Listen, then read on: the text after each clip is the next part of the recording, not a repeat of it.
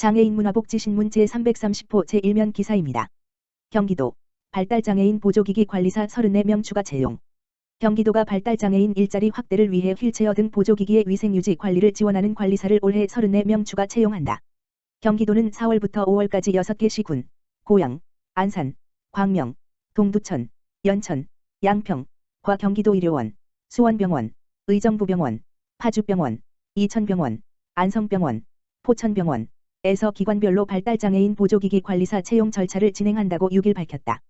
발달장애인 보조기기 관리사는 노인과 장애인 등이 사용하는 휠체어, 거치대 등 보조기기의 세척 소독을 맡는 인원으로 발달장애인 일자리 확대 차원에서 발달장애인을 채용하고 있다. 도는 2018년 경기도 보조기기 북부센터, 의정부 소재에서 훈련된 발달장애인 세척 전문 요원 3명을 고용하기 시작한 데 이어 2021년 경기도 재활공학서비스 연구지원센터, 수원 소재에 4명을 추가 채용했다.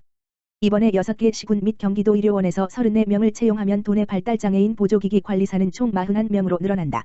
채용된 발달장애인 보조기기 관리사는 시군 보건소복지관 또는 도의료원 각 병원에서 근무하며 장애인의 질병 및 감염병을 예방하고 사용자가 건강하고 안전하게 보조기기를 사용하도록 보조기기 세척 소독 서비스를 수행한다. 급여는 2022년 경기도 생활임금 수준으로 지급된다.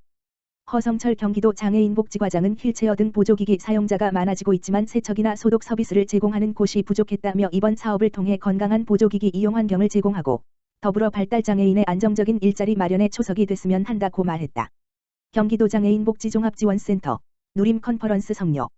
경기도 장애인복지종합지원센터, 이하 누림센터 는 2022년 제1차 누림컨퍼런스 지역사회 내 장애인 건강서비스 지속 확대를 위한 보건의료 복지 연계 방안을 3월 31일 목요일 10시부터 12시까지 누림센터 유튜브 채널 누림튜브를 통해 개최하였다.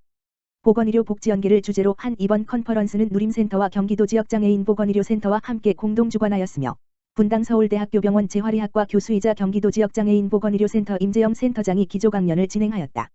임재영 센터장은 경기도 장애인의 현황과 고령장애인, 탈시설 등 현안을 통해 장애인의 의료 접근성, 장애인 건강권법을 고려한 보건의료와 복지의 새로운 파트너십을 제안하였다.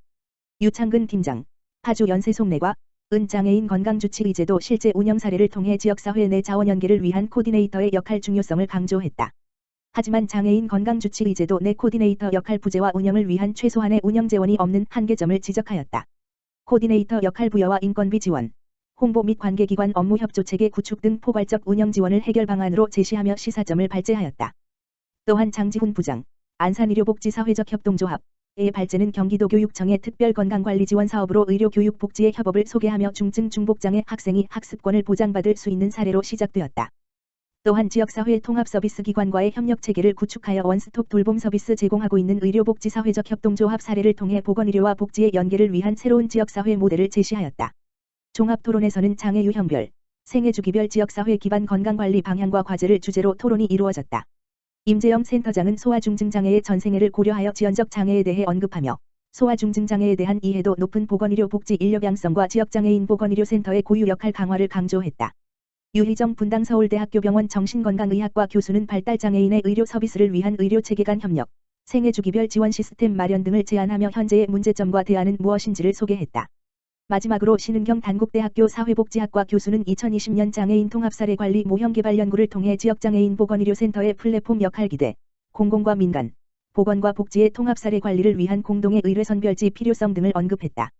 토론 진행을 맡은 누림센터 이정주 센터장은 컨퍼런스를 마무리하며 보건의료와 복지의 접점이 본격적으로 시작되었으며 복지 영역의 역할도 확장되는 기회가 된 것 같다며 누림센터는 경기도 장애인 복지 서비스를 위한 보건의료 복지 연계의 중간 역할을 잘해내기 위해 더욱 노력해 나갈 것이다 라고 말했다. 2022년 제1차 누림 컨퍼런스는 누림센터 유튜브 채널 누림튜브 또는 경기도 지역장애인 보건의료센터 유튜브 채널을 통해 시청할 수 있다. 앞으로도 누림센터는 경기도 장애인 서비스의 질적 향상을 위한 주제로 누림 컨퍼런스를 이어갈 것이다. 식약처, 투명창 비말 차단용 마스크 국내 처음으로 허가 청각장애인 편의 증대. 식품의약품안전처, 처장 김강립은 국내 처음으로 투명한 창이 달린 마스크를 의약외품, 비말 차단용 마스크로 4월 5일 허가했다. 이 제품은 마스크를 착용한 사람이 말할 때 입 모양을 확인할 수 있게 마스크의 가운데 부분이 투명한 필름창으로 되어 있어 청각장애인의 의사소통에 도움을 줄 수 있다. 기존 마스크와 달리 새로운 소재, 투명한 폴리프로필렌 필름가 적용된 제품의 특성을 고려해 사용된 원재료의 안전성, 완제품의 액체 저항성 등을 면밀히 검토해 품목 허가했다. 식약처는 투명한 창이 달린 마스크가 의약외품으로서 안전성, 사용 편의성, 성능 등을 갖출 수 있도록 해당 제품에 대해 맞춤형 상담 등 품목 허가와 제품화 과정을 적극 지원했다. 식약처는 앞으로도 국민이 필요로 하는 의약외품 제품 개발을 적극 지원함으로써 국민 편의를 증진하고 업체의 연구개발 노력이 안전하고 효과적인 제품의 출시로 이어질 수 있도록 노력하겠다고 밝혔다. 국립재활원, 발달장애인을 위한 읽기 쉬운 책 발간. 국립재활원, 원장 직무대리 김한호, 은 정보 접근성 부족 등으로 건강 및 안전관리에 어려움이 있는 발달장애인 당사자와 돌봄자를 위한 안내서 발달장애인을 위한 읽기 쉬운 책을 3월 제작 발간했다고 밝혔다.